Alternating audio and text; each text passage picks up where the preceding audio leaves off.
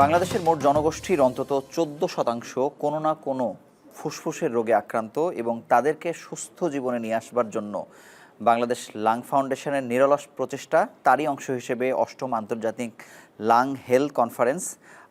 এই কনফারেন্সে বাংলাদেশের 1200 বিশেষজ্ঞ চিকিৎসকের পাশাপাশি 25টি দেশের 31 জন ইন্টারন্যাশনাল শীর্ষস্থানীয় বিশেষজ্ঞ যারা যোগ দিয়েছেন। এই বিষয়েই আমরা আজকে কথা বলবো। আমাদের বিষয় দিয়েছি পালমোকন 2025 ফুসফুসের স্বাস্থ্য। এই বিষয়ে কথা বলতে আমাদের সঙ্গে যুক্ত হচ্ছেন লাং ফাউন্ডেশনের প্রেসিডেন্ট অধ্যাপক ডাক্তার আলী হোসেন। আপনাকে স্বাগত জানাচ্ছি আমাদের অনুষ্ঠানে। ধন্যবাদ। অনুষ্ঠানের শুরুতে আপনাদের জানিয়ে রাখি, এই অনুষ্ঠানটি সহযোগিতা করছে একমি ল্যাবরেটরিজ লিমিটেড। স্যার, 8ম আন্তর্জাতিক কনফারেন্স, আপনারা ঠিক একেবারে কোথায় থেকে যাত্রা শুরু করেছিলেন, কত বছর আগে? সেই যে প্রথম কনফারেন্স এবং 8ম কনফারেন্স, কি পার্থক্য আপনি প্রেসিডেন্ট হিসেবে দেখতে পান? আমরা যাত্রা শুরু করি 2007 সালে। মাঝখানে কোভিডের জন্য কিছুদিন বিরতি ছিল, আর আমরা সাধারণত 2 বছর পরই কনফারেন্সটা করে থাকি। আমাদের এই কনফারেন্স করার মূল উদ্দেশ্য হচ্ছে আমাদের দেশের যারা রেসপিরেটরি ফিজিশিয়ান আছে ওনাদেরকে লেটেস্ট এই রেসপিরেটরি চিকিৎসা সম্পর্কে আপডেট করানো, এবং এই আপডেট করানোর একটা বেসিক উপায় হচ্ছে সবার পক্ষে তো আর বিদেশে গিয়ে শেখা সম্ভব না। আমরা যখন কনফারেন্সটা করি আমরা চেষ্টা করি পৃথিবীর যেখানে যিনি যেই সাবজেক্টের বেস্ট তাকে এখানে আনার জন্য। তারা এসে এখানে কিছু ওয়ার্কশপ করে, কিছু হ্যান্ডস অন ট্রেনিং দেয়, কিছু থিওরিটিক্যাল লেকচার দেয়, তারপরে এছাড়া কিছু মিট দ্য এক্সপার্ট সেশন থাকে আমাদের, তার সাথে আমাদের চিকিৎসাটা অনেক কিছু জানতে পারে। আমরা যখন প্রথম শুরু করি তখন অনেকের সাথে আমাদের পরিচিত ছিল দেখে তারা এই দেশে আসতে আগ্রহী হয়, এবং কালক্রমে এটা এমন এক পর্যায়ে এসেছে ওনাদেরকে যখন ইনভাইট করি ওনারা নিজ খরচেই চলে আসে বেশিরভাগ ক্ষেত্রে, আমাদেরকে তেমন কোনো খরচ বিয়ার করতে হয় না। কিন্তু স্যার, এই ইন্টারন্যাশনাল এই যারা 31 জন আসছে তার মধ্যে একেবারে নাম বলার মতো সব থেকে ইন্টারন্যাশনাল বডিতে বা সারা পৃথিবীতে পলিসি মেকিংয়ে যারা গুরুত্বপূর্ণ ভূমিকা পালন করছেন তাদের 2-1 জনের নাম যদি বলেন, তারা কারা? এখানে আরজু আছে, যিনি জিনার প্রেসিডেন্ট এবং সে অনেকগুলো সংস্থায় জড়িত আছে। এছাড়া আছে ক্রিস্টিন অর্লো আছে, সে অস্ট্রেলিয়া ন্যাশনাল অ্যাজমা কাউন্সিলের প্রেসিডেন্ট ছিলেন। এছাড়া নরেশ ভট্ট আছে নেপালের। পাকিস্তান মানে ইউকেতে আছে, পাকিস্তানি বংশোদ্ভূত ওসমান আছে, সে ইউকেতে থাকে। এরা সবাই মানে গ্লোবাল রেসপিরেটরি ফিজিশিয়ান। আর এছাড়া পেডিয়াট্রিক সেশনে কয়েকজন এসেছেন যারা বাচ্চাদের চিকিৎসা করে থাকে ওয়ার্ল্ড ওয়াইড, এরাও খুব নাম করা। এবং এরা শুধু নাম করা বলবো না আমি, এরা অনেকগুলো গাইডলাইনের লিখক বেসিক্যালি, যাদের গাইডলাইনগুলো সারা বিশ্বে ফলো করা হয়। বাংলাদেশ লাং ফাউন্ডেশনকে একেবারে হাতে ধরে আপনারা তৈরি করেছেন, কিন্তু একেবারে প্রচণ্ড ভালোবাসা দিয়ে আপনাদেরকে এগিয়ে নিয়ে গেছে এবং এখনও বাংলাদেশের চিকিৎসকদেরকে ইন্টারন্যাশনাল ফোরামগুলোতে জায়গা দিচ্ছে। সেটি কিভাবে তারা করছেন? যেটা হচ্ছে আমাদের সাথে সম্পর্ক থাকার কারণেই কিন্তু যখন বিদেশে কখনো কনফারেন্স হয়ে থাকে তখন তারা ফাউন্ডেশনকে দাওয়াত করে থাকে, আমরা আমাদের মেম্বারদেরকে সেখানে যেতে বলি। এটা একটা ওয়ে। আরেকটা ওয়ে হচ্ছে ওখানকার যে বিভিন্ন কমিটিগুলো হয় সেখানে আমাদের ফাউন্ডেশন মেম্বারদেরকে ওনারা হেড করে, বিভিন্ন অ্যাসেম্বলির হেড করে, আমাদেরকে কাউন্সিলর করে ওনারা। তাতে করে আমাদের যারা ডিসেন্ডেন্ট আছে এরা কিন্তু শিখতে পারে, ওরা গিয়ে দেখতে পারে কি করে এক্সচেঞ্জ অফ নলেজ হয়ে থাকে, কি করে এক্সচেঞ্জ অফ ভিউ হয়ে থাকে, কি করে একজন সাথে সম্পর্ক তৈরি করে একটা ফোরাম তৈরি করতে হয়। 8ম আন্তর্জাতিক কনফারেন্সের নতুন কি বিষয়গুলো আসলে এসেছে যেটি আসলে অতীতে আসার প্রয়োজন হয়নি, যেমন কোভিড পার হয়েছে বা আরও নানা আনুষঙ্গিক নতুন নতুন বিষয় আসছে, সেগুলো কি কি? এবার অনেক বেশি কিছু নতুন কতগুলো জিনিস এসেছে এখানে। যেমন ইন্টারস্টিশিয়াল লাং ডিজিজ বলে একটা ডিজিজ আছে, যেটাতে বেসিক্যালি চিকিৎসার স্বল্পতা ছিল সারা ওয়ার্ল্ড ওয়াইড। এটা পরিচিতি পায় কোভিডের পরে, এবং কোভিডের পরে সারা পৃথিবীতে এই আইএলডি রোগটা বেড়ে যায়। এবার এই কনফারেন্সে ওনারা কতগুলো তথ্য দিচ্ছেন, যেখানে নতুন কতগুলো ওষুধ এসেছে যেগুলোর সাইড ইফেক্ট অনেক কম এবং যেগুলোর আইএলডির জন্য খুবই কার্যকরী। এটা একটা। সেকেন্ড হচ্ছে টিউবারকুলোসিসের একটা মাইলস্টোন। যেমন টিউবারকুলোসিসে আগে লেটেন্ট টিবির চিকিৎসা করা হতো না, এবং টিবির অনেকগুলো ক্লাসিফাই করা হয়েছে যেগুলো সব এখন নতুন, একেবারেই নতুন। সেগুলো আমাদের চিকিৎসক এখানে শিখতে পারবেন। আর এছাড়া আরেকটা চ্যাপ্টার আছে যেখানে লাং ফেলিউরের চিকিৎসা। আমরা যেমন হার্ট ফেলিউরের কথা শুনে থাকি, কিডনি ফেলিউরের কথা শুনে থাকি। হার্ট ফেলিউরের যেমন চিকিৎসা আছে, কিডনি ফেলিউরে যেমন ডায়ালিসিস করতে হয়, এক্স্যাক্টলি লাং ফেলিউরেও কিন্তু ঘরে বসে চিকিৎসা নিয়ে সুস্থ থাকা সম্ভব। এতদিন মনে করা হতো লাং ফেলিউরে আইসিইউতে যেতে হবে, এখন দেখা যাচ্ছে যে আইসিইউতে যাওয়ার প্রয়োজন হয় না, এটা বাসায় বসেই ম্যানেজ করা সম্ভব। সুতরাং এই নতুন জিনিসগুলো একেবারেই নতুন, এগুলো গত 6 মাস থেকে সারা ওয়ার্ল্ড ওয়াইডে প্র্যাকটিস হচ্ছে এবং ওরা এইগুলো আমাদের এখানে উত্থাপন করেছেন। আমাদের চিকিৎসকরা এখান থেকে নলেজ গেদার করে আমাদের পেশেন্টদেরকে ডেফিনেটলি সার্ভিস দিতে পারবেন। স্যার, লাংয়ের ট্রিটমেন্টটা তো অনেক ক্ষেত্রে, সব রোগের ক্ষেত্রে মাল্টিডিসিপ্লিনারি অ্যাপ্রোচ থাকে। আমরা কি বক্ষব্যাধি বিশেষজ্ঞের বাইরে অন্য ডিসিপ্লিনের, সেটি কার্ডিয়াক হতে পারে বা মেডিসিনের হতে পারে, তাদের পার্টিসিপেন্টটা আসলে কম কেন, বা এটি আসলে তাদেরও এখান থেকে স্বপ্রণোদিতভাবে আসা উচিত কিনা? অবশ্যই উচিত, কারণ অনেকে আসলে জানে না যে এখানে যে লাংয়ের সাথে আরও অনেকগুলো জিনিসের ডিসকাশন হয়ে থাকে। অনেকে জানে না, সেই জন্য হয়তো ওনারা আসেন না। এবার কিন্তু অনেক বেশি মেডিসিন স্পেশালিস্ট পার্টিসিপেট করছে এবার। আমার মনে হয় যে এটা যখন তারা জানতে পারবে, উপলব্ধি করতে পারবে যে হার্টের সাথে লাংয়ের সাথে হার্টও রিলেটেড, লাংয়ের সাথে কিডনিটা রিলেটেড, লাংয়ের সাথে ব্রেনটা রিলেটেড, তখন তারা ডেফিনেটলি উৎসাহ পাবে এখানে অ্যাটেন্ড করার জন্য। কিন্তু এই একই ধরনের কনফারেন্স যখন পৃথিবীর বাইরে অন্য কোথাও হচ্ছে, তখন তো অন্য ডিসিপ্লিনের মানুষ আরও মানে প্রপোর্শনালি বেশি যাচ্ছে, সেটি দেখেন কিনা? হ্যাঁ, সেটা দেখে আমরা দেখি এই জন্য যে ওখানকার চিকিৎসকরা এই বিষয়ে একেবারে তাদের ধারণা আছে যে কোনো একটা সাবজেক্ট কনফারেন্স হলেও সেই সাবজেক্ট স্পেশালিস্ট ছাড়াও অন্য বিষয়ে আলোচনা করা হয়ে থাকে, যেগুলো ওই অর্গান রিলেটেড। সুতরাং আমরা এখানে যেমন দেখবেন আমাদের এখানে যে আমরা আইএলডি সম্পর্কে আলোচনা করে থাকি, কিন্তু আইএলডি কিন্তু কানেক্টিভ রিলেটেড ডিজিজ, অর্থাৎ রিউমাটোলজিস্ট যারা আছে তাদের কাছে কিন্তু এই পেশেন্টগুলো যায়, সেই পেশেন্টগুলো আমাদের কাছেও আসে। সুতরাং এবং যারা ইমিউনোলজিস্ট তাদের কাছেও যাচ্ছে। সুতরাং যে চেস্টের যে পেশেন্টগুলো আমরা দেখে থাকি তাদের কিন্তু আপনি যেটা বলেন মাল্টি অর্গান ইনভলভমেন্ট থাকে। সুতরাং মাল্টি স্পেশালিস্ট যদি আসে এখানে, তাহলে কিন্তু আরও বেশি এনরিচ হবে ইন ফিউচার। এই ভেন্যুর বাইরে, এখানে তো স্পিকাররা কথা বলছেন, আপনারা বিভিন্ন সেশন নিচ্ছেন, এর বাইরে বিভিন্ন হাসপাতালে হাতে কলমের শিক্ষা এটির অংশ হিসেবে, কনফারেন্সের অংশ হিসেবে কি কি হচ্ছে, কোথায়? আমরা যেমন বারডেমে একটা ওয়ার্কশপ করেছে ইন্টারন্যাশনাল ব্রঙ্কোস্কোপির উপরে। এছাড়া আজগর হাসপাতালের আইসিইউ ম্যানেজমেন্টের উপরে একটা ভেন্টিলেটরের একটা কোর্স করা হয়েছে। আর এছাড়া এই ভেন্যুতে 3টা আপনার ওয়ার্কশপ হয়েছে। একটা হচ্ছে স্কিন অ্যালার্জির উপরে, একটা হচ্ছে আপনার স্লিপ ডিসঅর্ডারের উপরে, আর একটা হচ্ছে এনআইভি নন ইনভেসিভ ভেন্টিলেটরের উপরে, আর একটা হচ্ছে লাং ফাউন্ডেশন অফিসে একটা হয়েছে চেস্ট রেডিওলজির উপরে। অর্থাৎ আমাদের এই কনফারেন্স উপলক্ষে 60টা ওয়ার্কশপ হয়েছে টোটাল, এবং 60টা ওয়ার্কশপে প্রতিটা ওয়ার্কশপে 30 জন করে 210 জন পার্টিসিপেন্ট অংশগ্রহণ করেছেন। স্যার, এবারই ইন্টারন্যাশনাল স্পিকার যারা এসেছেন তারা দ্ব্যর্থহীনভাবে আমাদের বলেছেন যে এটি ইন্টারন্যাশনাল বলতে যে মানের প্রোগ্রাম হওয়া উচিত সব কিছু আপনারা ফিল আপ করতে পেরেছেন বা করে যাচ্ছেন। আগামীতে আসলে এটিকে কোন জায়গায় নিয়ে যেতে চান, আপনাদের কি চিন্তা? আমাদের চিন্তা ভাবনা হচ্ছে যে সকল চিকিৎসককে তো আমরা একত্র করতে পারি না, কারণ আমরা হয়তো এবার অনেকে চাচ্ছিল রেজিস্ট্রেশন করতে, আমরা 1200 বেশি অ্যাকোমোডেট করতে পারিনি।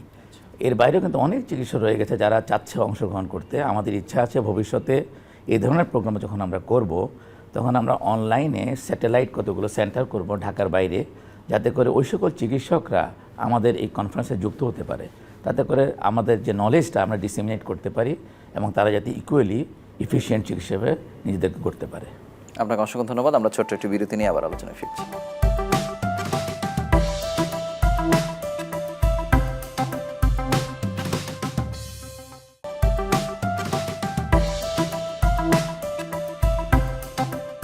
পালমোকন 2025 ফুসফুসের স্বাস্থ্য এ বিষয়ে এই পর্যায়ে আমাদের সঙ্গে যুক্ত হচ্ছেন ডাক্তার আয়েশা আক্তার, উপপরিচালক, শ্যামলী টিবি হাসপাতাল। আপনাকে স্বাগত জানাচ্ছি আমাদের অনুষ্ঠানে।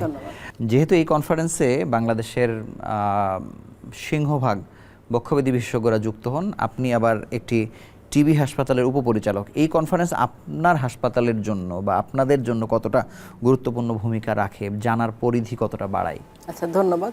যেহেতু হলো যে এই বাংলাদেশ লাং ফাউন্ডেশন বড় পরিসরে কিন্তু কাজ করছে, এটা অ্যাজমা বলি, সিওপিডি বলি, মানে ফুসফুসের যে কোনো সমস্যা নিয়ে দীর্ঘদিন ধরে তারা কাজ করছে। এবং এটা ঢাকার মধ্যে যদি বলি, আমি মহাখালীতে একটা হাসপাতাল জাতীয় বক্ষব্যাধি, আর টিবি হাসপাতাল হলো শ্যামলীতে, যেটা তো অবশ্যই আমাদের জন্য, মানে শুধু আমাদের জন্য না, সবার জন্য এটা মানে শিক্ষণীয় এবং প্রয়োজনীয়। কারণ আমাদের হাসপাতালে কিন্তু আলাদা করে কনসালটেন্ট আছে, বক্ষব্যাধি বিশেষজ্ঞ, তাদেরও তো শেখার কোনো শেষ নেই, কারণ নতুন নতুন তথ্য প্রযুক্তিতে নতুন নতুন অনেক কিছু কিন্তু আপডেট থাকছে, যেটা সবাইকে উচিত আপডেট থাকা, বিশেষ করে ডাক্তারদের, এবং আমরা সেটাই কিন্তু আপডেট থাকি। এবং নতুন নতুন কিছু হয়তো মেডিসিন বের হচ্ছে, তাদের অনেক কাজ প্রয়োজনীয় কিন্তু আছে, যেহেতু আমাদের যদি বলি অ্যাজমার সংখ্যাটা কিন্তু বেড়ে যাচ্ছে, সিওপিডি, সব ফুসফুসের সমস্যাটা তো আসলে বেড়েই যাচ্ছে, এটা বায়ু দূষণ হোক যে কোনো কারণে হোক না কেন বেড়ে যাচ্ছে। সব কিছু মিলে এটা আপডেট থাকাটা অবশ্যই দরকার, অবশ্যই এটা প্রয়োজনীয়। ইন্টারন্যাশনাল যেতে প্রোগ্রাম বাইরে থেকে যারা আসছেন তারাও কিন্তু অনেক কিছু আমাদের আউটপুট দিচ্ছে, যেটা কিন্তু আমাদের রোগীদের জন্য, সেবার জন্য, সবার জন্য একটা শিক্ষণীয়, একটা প্রয়োজনীয় একটা জিনিস।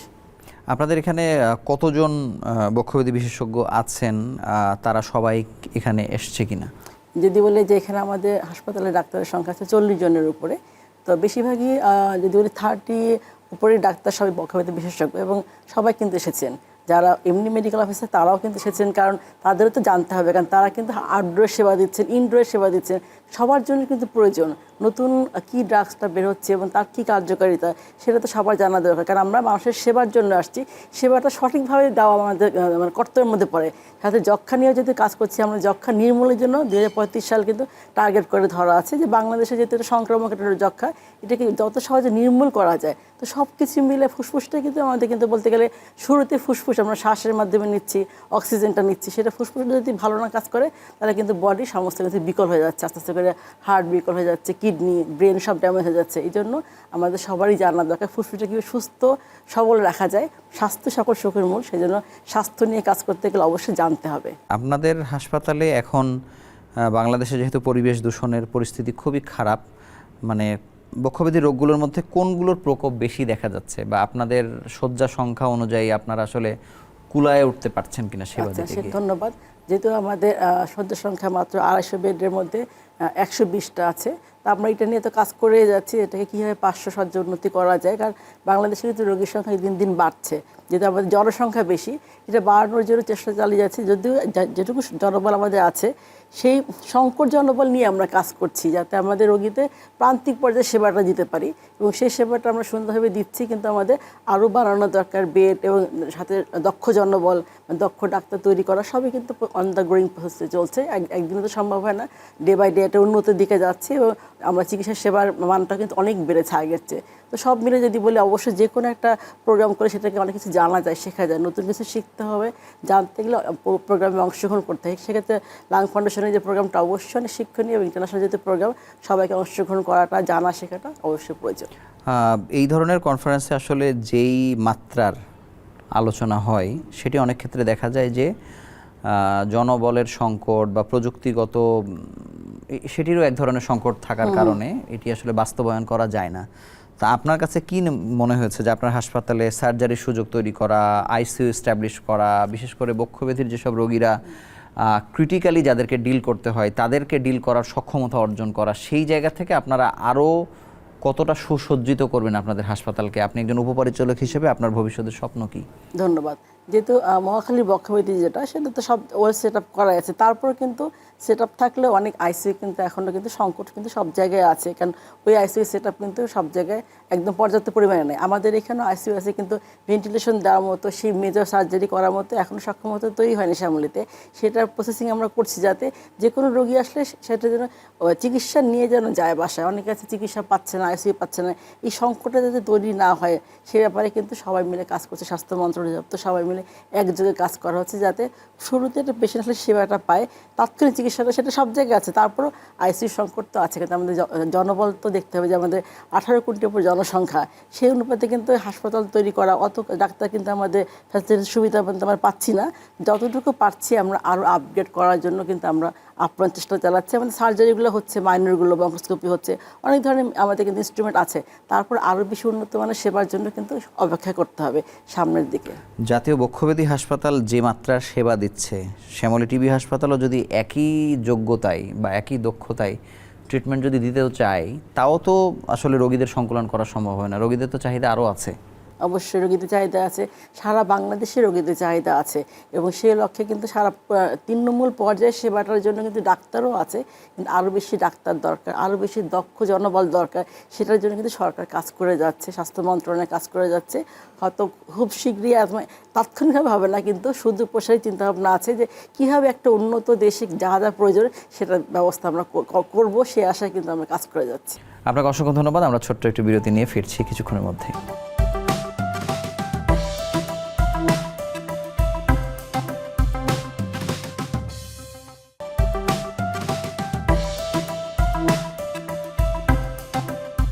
এই পর্যায়ে আমাদের সঙ্গে যুক্ত হচ্ছেন Christian ওরলো, former CEO, National Asthma Council, Australia.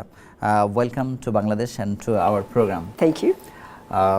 Bangladesh Lung Foundation, this is the 8th international conference, but you have been coming from long years. What is your relation with Bangladesh and with Bangladesh Lung Foundation? In Australia, we had an asthma problem early on. So we had to work really hard in Australia to improve asthma management for the many people in our country with asthma. And I had the strong conviction that we did make a lot of progress and that we should share the work we had done with countries in the Asian region, because Australia is part of Asia. And I was invited to come to Bangladesh to establish an organisation which could look at the work that was done in Australia and other countries and be organised and have a strategic plan and so on. When I came to Bangladesh, I felt that I really wasn't necessary, because the doctors here were so ready and so prepared that starting the Bangladesh Lung Foundation was not hard at all. And in Bangladesh, I think in your culture, there's a great wish to help other people. And I'm very impressed always by the charitable works done here. So we started with a very good heart, and all kinds of things were initiated, not just for asthma, but for other respiratory diseases as well, like COPD, chronic obstructive pulmonary disease. And I think it's very significant that within a few years, the first PULMOCON, the first conference of this type, was held, and it's continued. And I think the work of Bangladeshi doctors has spread internationally. I think you are recognised for your work. So really that's how I began working here. And I've been coming here since 2006. So I feel I am sort of an honorary Bangladeshi, to tell you the truth. As like you are acting as advisor in Bangladesh Lung Foundation. But Yes. in your eyes, what is the development of Lung Foundation from very beginning to now? Well, I mean, that has been going almost 20 years, and it has really developed. It's well known. It's run all kinds of programs to help patients improve the management of their asthma and other lung diseases. And it's trained doctors, doctors who work in general practice, for example. And it runs this very good conference every 2 years, which is really important for the sharing of scientific knowledge and medical knowledge. And it's important that it's done, a lot of this work is done in Bangladesh as well as in surrounding countries. And of course, now, or for the last few conferences, a number of international guests. In fact, right from the beginning, we started inviting international speakers. So really benefiting from the international developments in respiratory medicine. True. In asthma, if you are a former CEO in National Asthma Council in Australia, what is the scope to development for Bangladesh, your suggestion? What is the Scope to development the scope? for asthma treatment. Okay, as Bangladesh develops, but right now we still have a problem where it's difficult for people to afford their asthma inhalers. But in fact, you have here in this country, your inhalers are not too expensive. So I think the development of inhalers by the pharmaceutical companies here has been and still is very responsible. There's a lot of consideration given to what poorer patients can afford. So you have here affordable treatments, and you also have the more expensive latest treatments. I mean, treatments which are really quite expensive in Australia as well, and in other countries that are high-income countries. So I think there's a lot of consideration given to patient needs. Thank you to join with us. It's been a great pleasure, and I'm very honoured to be here again. Welcome again to our Bangladesh. Thank you.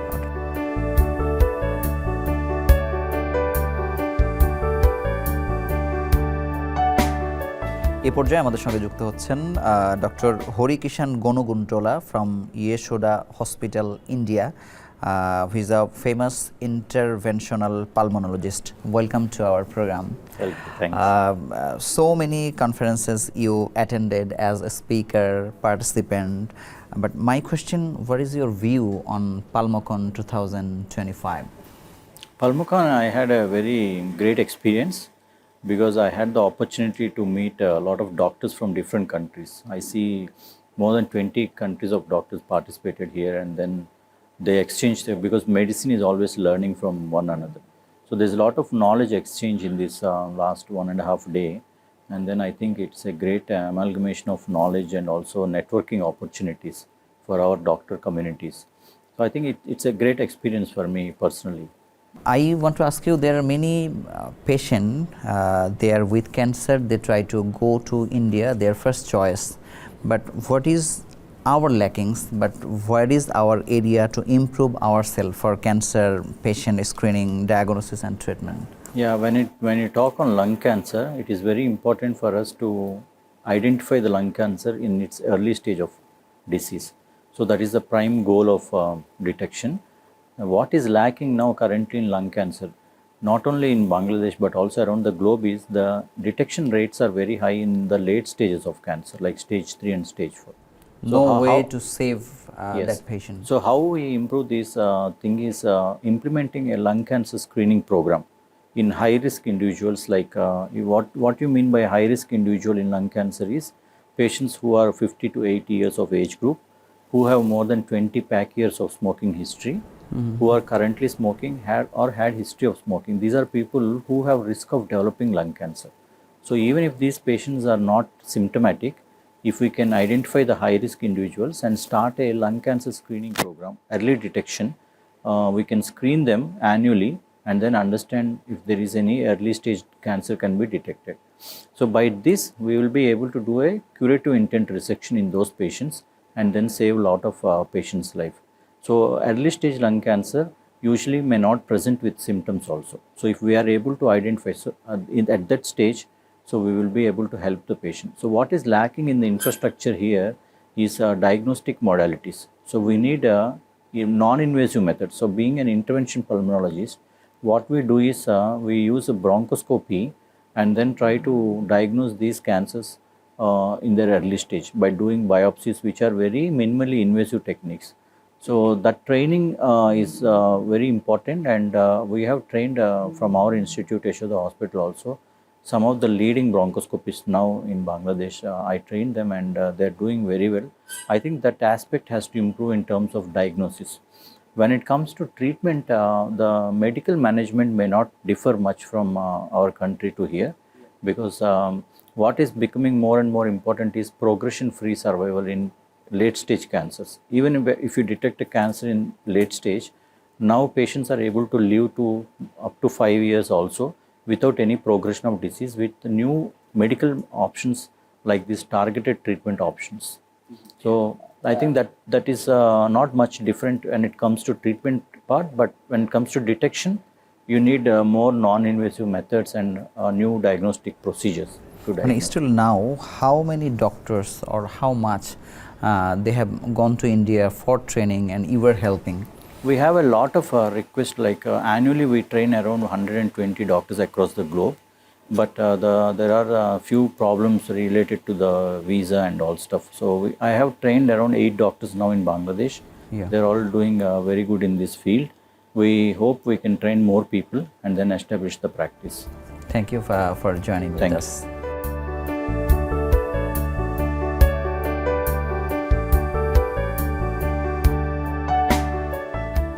এই পর্যায়ে আমাদের সঙ্গে যুক্ত হচ্ছেন professor doctor Arzu, chairperson of জিনা।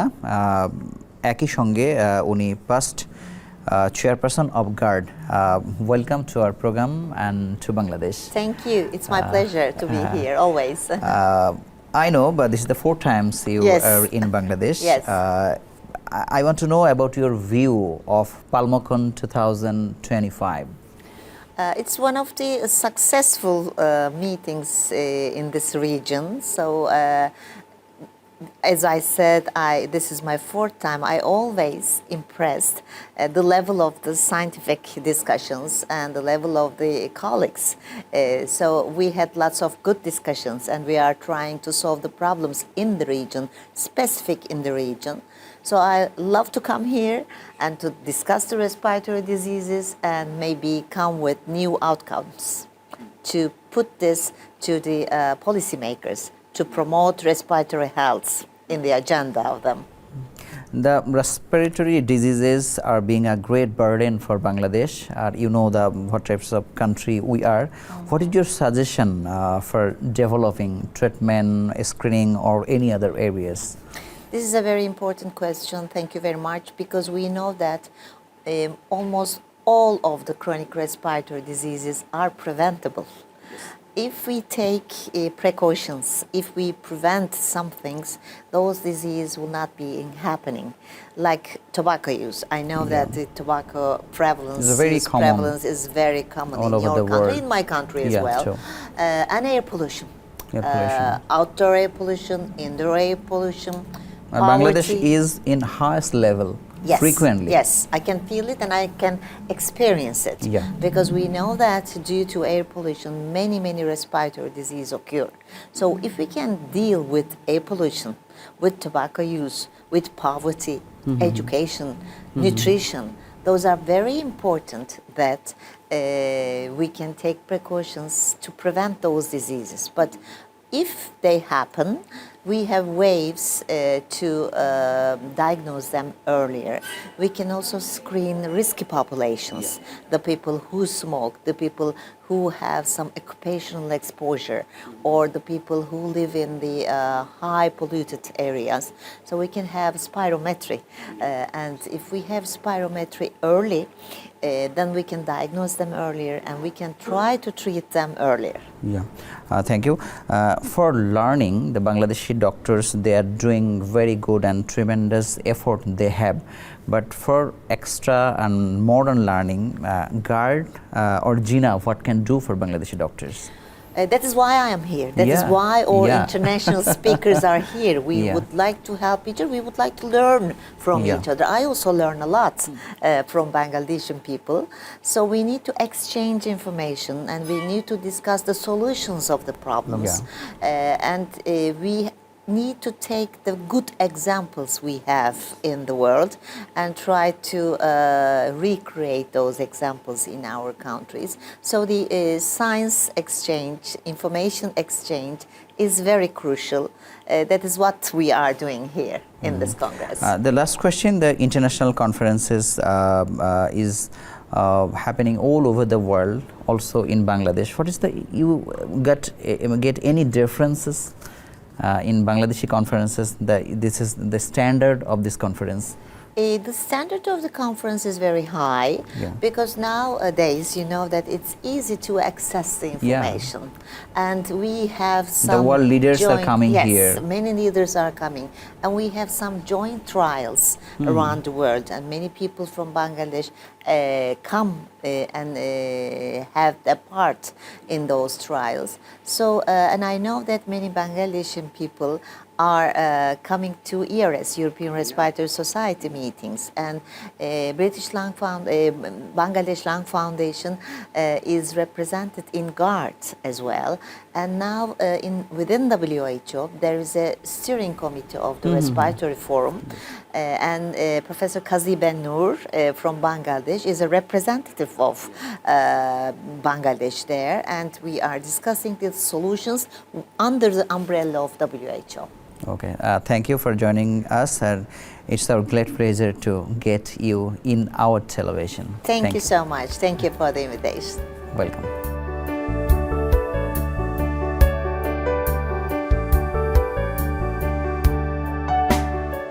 এই পর্যায়ে আমাদের সঙ্গে যুক্ত হচ্ছেন doctor Vijay Rao, deputy director, SingHealth Duke global health institute, একই সঙ্গে director Singh health.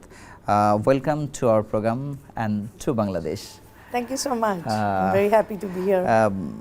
I don't know how much time you visited in Bangladesh and what is your view about PULMOCON 2025? Thank you very much for having me, and I'm always delighted to come back to Bangladesh. I have been coming to Bangladesh for the past 20 years. 20 years? Yes. Oh my yes, God. 20 years. And the Congress that they've been holding every 2 years, Yeah. I've attended quite a few of them, and I see so much of growth and development in the way the topics in the Congress is organized, and the kind of speakers and the specialists they bring in from the world. Yeah. And also from Bangladesh itself, the interest in the subject on lung and or every aspect of lung is attributed. And my best take is I see a lot of youngsters taking a Yeah. lot of doctors who are very Yeah. keen and taking a lot of interest in actually making sure the best care is provided for the patients they see. So this is amazing. And This is a big collaboration, 1,200 doctors, especially young doctors, and 31 international speakers. It is a Yeah. huge for Bangladesh. Yes. But I'm asking you the treatment in Bangladesh.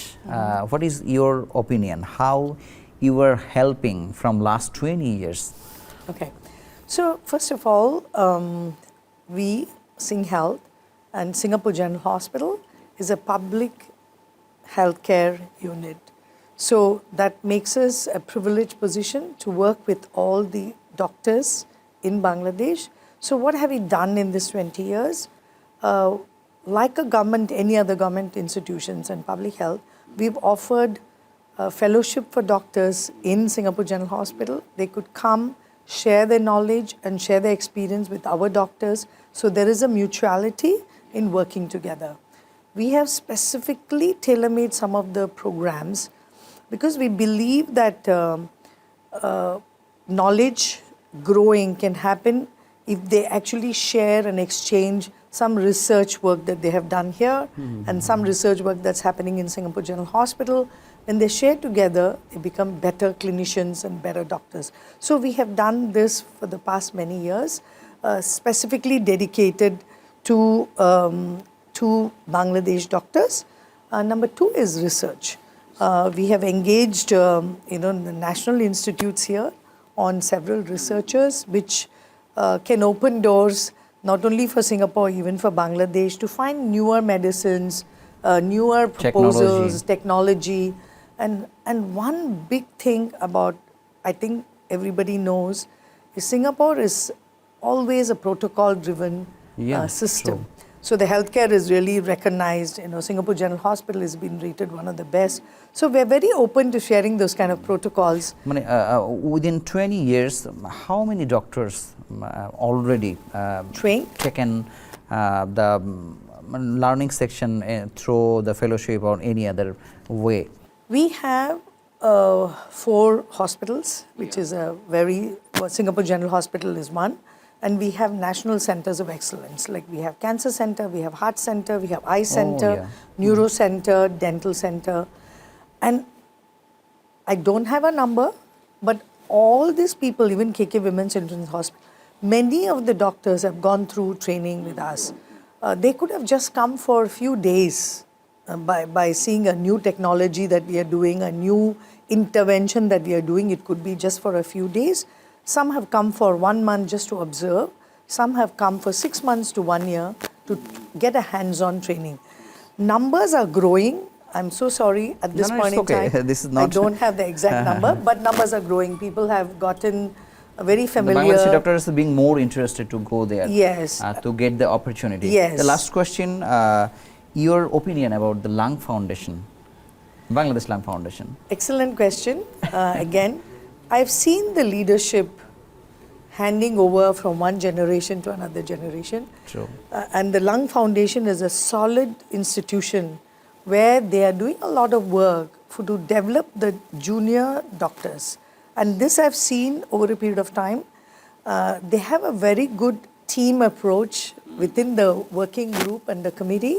And I've seen the presidents and the chairmen of the Lung Foundation very happily handing over to the next. Which is very good. They introduce us to say, if I've come this time, if one of them is the chairman, they would actually introduce, say, we are grooming this person to take over the Lung Foundation work. And I've also met some of the staff who work at the Lung Foundation. I find them very happy and they want to contribute more. So I think there's a lot of potential for the Lung Foundation to grow, and it is doing what it's meant to. The objective is meant to, achieve. And I wish the Lung Foundation very happy days to come. I know it's not a subject that Lung Foundation but with their vision and But with their time vision. will come, they will also lead the world. Absolutely. I hope so. They will lead the world, the reason being Also leading the in numbers. Even now they lead because the numbers, the people of Bangladesh, the number of people who take the lung, Yeah. treatments, they can show the world the way. And I wish all the best. I wish Lung Foundation all the best so that they can find Thank you for joining with us. Most welcome. আপনারা দেখছেন পালমোকন 2025। আমরা ছোট্ট একটু বিরতি নিচ্ছি, ফিরছি কিছুক্ষণের মধ্যেই।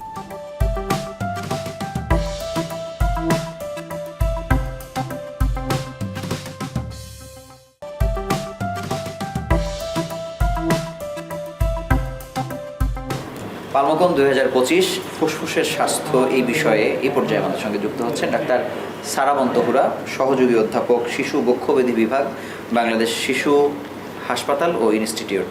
আপনাকে স্বাগত জানাচ্ছি আমাদের অনুষ্ঠানে। আপনাকে ধন্যবাদ। ইন্টারন্যাশনাল পৃথিবী বা বাংলাদেশের সব কনফারেন্সে আমরা দেখি নানা ধরনের সেশন থাকে। আপনি কোন সেশন আজকে নিচ্ছেন বা যেই সেশনে আপনি কোন বিষয়ে কথা বলবেন? আচ্ছা, আমি হচ্ছে পেডিয়াট্রিক ইন্টারভেনশনাল পালমোলজিস্ট। তো আমাদের এটা যদিও পুরো লাং ডিজিজের উপর একটা কনফারেন্স, আপনারা জানেন, সেখানে অ্যাডাল্ট এবং পেডিয়াট্রিক্স দুটো পোর্শনই কিন্তু আছে। যেহেতু আমি শিশু বিশেষজ্ঞ, শিশু বক্ষব্যাধি বিশেষজ্ঞ, আমাদের একটা সেশন ছিল শুধুমাত্র dedicated for the paediatrics population, যারা তাদের জন্য। তো সেখানে আমার যে প্রেজেন্টেশন ছিল সেটা অ্যাকচুয়ালি ছিল যে interventional bronchoscopy in pediatric age group, dream comes to reality। মানে ব্যাপারটা হচ্ছে ইন্টারভেনশন যে কাজগুলো করা হয় পেডিয়াট্রিক্সে ব্রঙ্কোস্কোপি দিয়ে, মিনিমালি ইনভেসিভ একটা প্রসিডিউর, এটা খুবই একটা নিউ একটা আইডিয়া, যেটা বাংলাদেশেও রিসেন্টলি হচ্ছে এটা শুরু হয়েছে। তো সেই বিষয়েই আমার আসলে দক্ষতা এবং এই বিষয়ে আমি কাজ করি। তো আমার যেটা আমি দেখাতে চেয়েছি যে যেটা অ্যাডাল্টে অনেক ডিফিকাল্ট কাজ হয়, যেমন ধরেন একটা ফরেন বডি শ্বাসনালীর ভিতরে ঢুকে গেল, যেটাকে অপারেশন অনেক ডিফিকাল্ট, শুধুমাত্র বের করাতেই হচ্ছে না, যে অনেক দিন ধরে ছিল, উপরে একদম গ্র্যানুলেশন টিস্যু হয়ে গেছে, বা একটা বাচ্চাকে অনেক দিন ইন্টিউবেশন ছিল, তারপরে যেটা লাইফ সেভিং হয়েছে, এরপর থেকে বাচ্চার গলা দিয়ে আওয়াজ বের হচ্ছে না বা শ্বাসকষ্ট হচ্ছে, তার মানে কি ট্রাকিয়াল স্টেনোসিস হয়ে গেছে।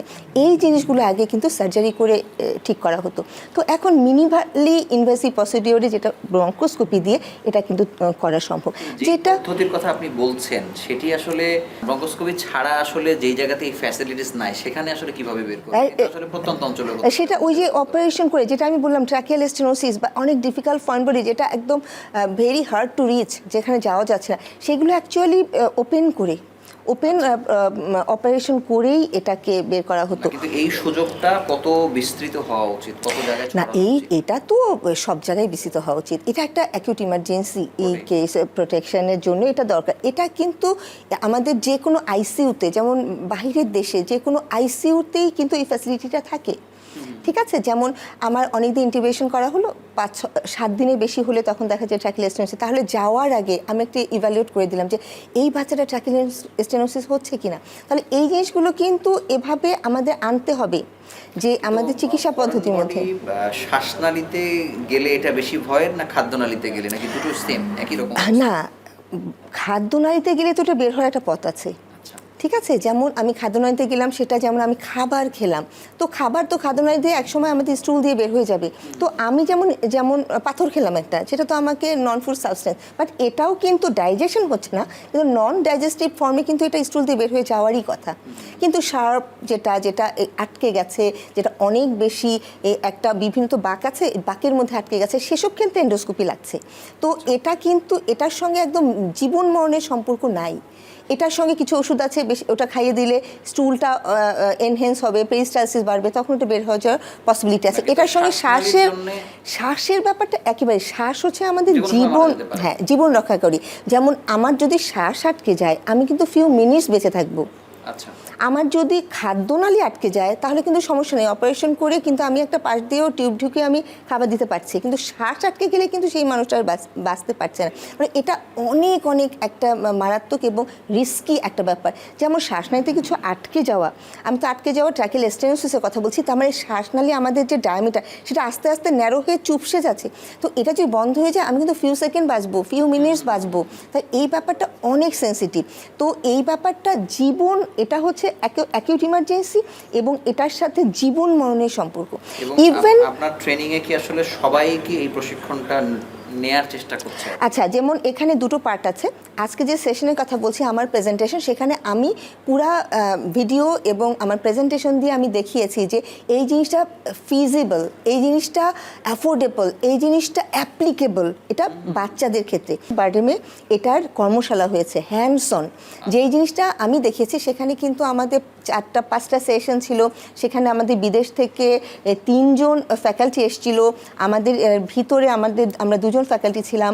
তো ইউএসএ থেকে ফ্যাকাল্টি এসেছিলো, ইন্ডিয়া থেকে ফ্যাকাল্টি এসেছিলো। তো ওনারাও কিন্তু এক একটা স্টেশন, আমি দেখিয়েছি ফরেন বডি, যে শ্বাসনালীতে ঢুকে গেলে কীভাবে হবে। একজন দেখিয়েছে যে অনেক সময় আইসিইউর ভিতরে আমরা তো ইন্টিবেট করি, যে ইটি টিউব ঢুকাচ্ছে, কিন্তু ইটি টিউব ঢুকছে না, সেটা ব্রঙ্কোস্কোপি করে কিভাবে ওটা ঢুকানো যায় সেটা দেখিয়েছে। একজন দেখিয়েছে যে শ্বাসনালীর ভিতরে অনেক সময় ক্যান্সার হয়, যেটা আপনারা দেখেছেন, অনেক এই নিয়ে প্রেজেন্টেশন হচ্ছে, যে টিউমার হয়েছে, শ্বাসনালী বুঝে যাচ্ছে, তখন স্টেন করে আটকে যাচ্ছে। এটা একটা সেশন দেখেছে। এইটা আমরা যেটা এখানকার যারা স্টুডেন্ট বা যারা এটাতে কর্মশালায় অংশগ্রহণ করেছেন, তারা নিজে হাতে আমরা কিছু সিমুলেটর ছিল, যেটাকে পুরো লাংসের মডেল, আবার কিছু গোট লাং দিয়ে আমরা করেছি। তো সেটা দিয়ে আমরা সরাসরি হ্যান্ডস অন ট্রেনিং হয়েছে। এটা হচ্ছে গতকাল হয়েছে, আর আজকে হচ্ছে তো যেটা ফর্মাল যে প্রেজেন্টেশন সেটা হচ্ছে আর কি। আপনাকে অসংখ্য ধন্যবাদ আমাদের সঙ্গে যুক্ত হওয়ার। ধন্যবাদ আপনাকেও।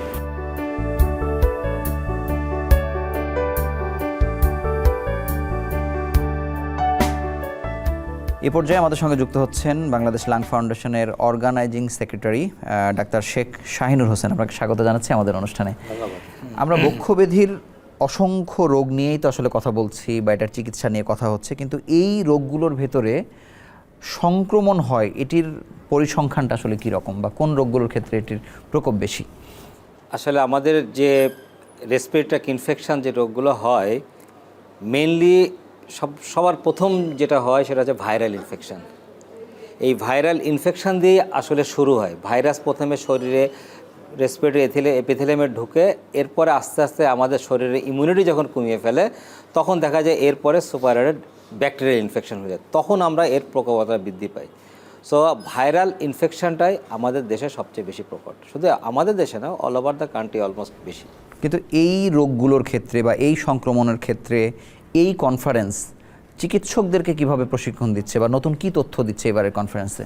এই কনফারেন্সে আমরা চিকিৎসকদের যে প্রশিক্ষণটা দিচ্ছি, যে আমরা প্রথম বলছি যে একটা বাচ্চার সাধারণত এই ভাইরাল ইনফেকশানগুলো বাচ্চাদের বেশি হয়, বয়স্ক রোগী যাদের ইমিউনো কম্প্রোমাইজ অথবা যারা বিভিন্ন রোগে ভুগছে বা অনেক বয়স হয়ে গেছে, তাদেরই এটা বেশি সংক্রামক হয়। তো আমরা অ্যাড্রেস করছি যে যখনই একটা রোগী সর্দি কাশি নিয়ে আসবে, তখন তাকে কীভাবে ম্যানেজ করতে হবে, তাকে কীভাবে ডায়াগনোসিস করতে হবে, তাকে কীভাবে আইসোলেশন করতে হবে, আমরা কি মেজর নিতে পারি। কারণ এই ভাইরাসটা কিন্তু ইনফেকশাস, দেখবেন যে বাসায় একজনের হলে সাথে সাথে আরেকজনের ছড়িয়ে যাচ্ছে।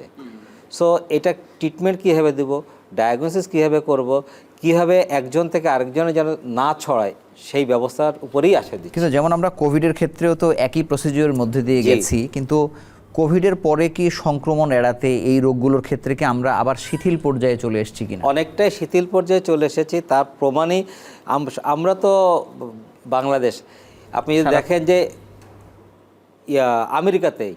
আমেরিকাতেই পোস্ট কোভিড প্যান্ডেমিকের পরে এই ভাইরাস ইনফেকশনের প্রবণতা অনেক বেড়ে গেছে। কেন বাড়ছে? দুটো কারণ হচ্ছে। অন্যতম কারণ হচ্ছে যে যখন লকডাউন ছিল, লকডাউন থাকার ফলে সব বাচ্চারা, সমস্ত মানুষ ঘরের মধ্যে আবদ্ধ ছিল, যার ফলে তাদের ইমিউনিটি দিন দিন কমেছিল। এই ইমিউনিটি কমার জন্য, রোগ প্রতিরোধ ক্ষমতা কমার জন্য তখন এই ভাইরাসগুলো আক্রমণ বেড়েছে। কিন্তু এই ভাইরাল আমরা একই সাথে আগে আমরা যেগুলো করেছি, হাত ধোয়া, মাস্ক পরা, ডিস্টেন্স মেনটেন করা, সারফেসগুলো ক্লিনিং করা, এইগুলো কিন্তু এখন আর আমরা কেউ মানছি না, যার ফলে এগুলো বৃদ্ধি পায়। কিন্তু একই সঙ্গে আমি জানতে চাই যে ভাইরাল লোড বাংলাদেশে যত বেশি বাড়ছে সেই অনুযায়ী যে আপনি দেখবেন যে ইনফেকশাস ডিজিজ হাসপাতাল সেটির অবস্থা কিন্তু ওই রকম সক্ষম না। আপনি জাতীয় বক্ষব্যাধিকেও যদি বলেন, অনেক ক্ষেত্রে কিন্তু আমরা পিছিয়ে আছি। সেক্ষেত্রে আমি হয়তো আন্তর্জাতিক নলেজ নিলাম, কিন্তু সেটিকে আসলে কার্যকরী করবার জন্য, হাসপাতাল এস্টাবলিশ করার জন্য আমাদের সীমাবদ্ধতা আছে কিনা? হসপিটাল তো এটা তো আসলে গভর্নমেন্ট, সরকারের বিষয়। আমার কাছে অবস্থা তো অবশ্যই একটু স্বল্পতা আছে, কিন্তু তারপরও আমরা যদি সচেতন হই বা সচেতনতা বৃদ্ধি করতে পারি, তাহলে এই ভাইরাসের সংক্রমণ থেকে বেসিক্যালি পেশেন্ট লোডগুলোই কমাই দিতে পারি। আমরা যদি প্রথম থেকে মনে করেন একটা রোগী সংক্রমণ হলো, সঙ্গে যদি তার ব্যাপারে মেজরটা নিতে পারি, তাহলে কিন্তু ও আর 5টা রোগীকে ছড়াবে না। যদি 5টা রোগীকে ন ছড়ায়, তাহলে তো এমনিই তো আমাদের কী বলে পেশেন্ট লোড কমে গেল। এটা হচ্ছে গিয়ে মূল বিষয়। আমরা এই জিনিসগুলোই বলার চেষ্টা করছি যে এবারে যে যখনই একটা রোগীকে তুমি দেখবা যে ভাইরাসের মতো ইনফেকশন হচ্ছে, তো সঙ্গে সঙ্গে তাকে আইসোলেট করে ফেলো। কতদিনের জন্য আইসোলেট করবে, এটা একটা ফ্যাক্টর। সবাই মনে করে আরে আমাদের জ্বর ভালো হয়ে গেছে, আমি কাজে চলে যাই, কিন্তু আসলে তা না। একটা ভাইরাস ইনফেক্টেড পেশেন্টের সমস্ত সিমটম ভালো হয়ে যাওয়ার পরও বাসাতে মিনিমাম 5 দিন থাকতে হয়। ঠিক আছে, এটাকে আমরা স্টে হোম 5 দিন থাকার জন্য আমরা সাজেস্ট করছি। এই 5 দিন যদি সে বাসায় একটা আইসোলেটেড রুমে থাকে, তাহলে কিন্তু সে আরেকজনকে ছড়াবে না। এটা একটা ইম্পর্টেন্ট প্রিভেন্টিভ মেজার। এটার যে সাইকেলটা ব্রেকডাউন করে দেয়। কোভিডের সময় যেমন আমরা সাইকেল ব্রেক করেছি, ঠিক এইখানে একটা সাইকেল ব্রেক করে দিলে কিন্তু এ আর সংক্রমণ করছে না। তবে সেক্ষেত্রে যেই রেসপিরেটরি ডিজিজের যেগুলোতে আসলে ভাইরাসের মাধ্যমে ছড়ায়, সেগুলোর পরিচয় করিয়ে দেওয়াটা মনে হয় খুব বেশি গুরুত্বপূর্ণ। যেমন সবচেয়ে ইম্পর্টেন্ট যেটা, সেটা হচ্ছে রেসপিরেটরি সিনসিটিয়াল ভাইরাস। জি, রেসপিরেটরি সিনসিটিয়াল ভাইরাস এটা কিন্তু আবিষ্কারই হয়েছে 1956 সালে। তখন এটা প্রথম আবিষ্কার হয়। তখন দেখা গেল যে মেইনলি আমাদের বুকের মধ্যে নিউমোনিয়া করে, ব্রঙ্কিওলাইটিস করে বাচ্চাদের, এর প্রধান অর্গানিজম হচ্ছে গিয়ে রেসপিরেটরি সিনসিটিয়াল ভাইরাস।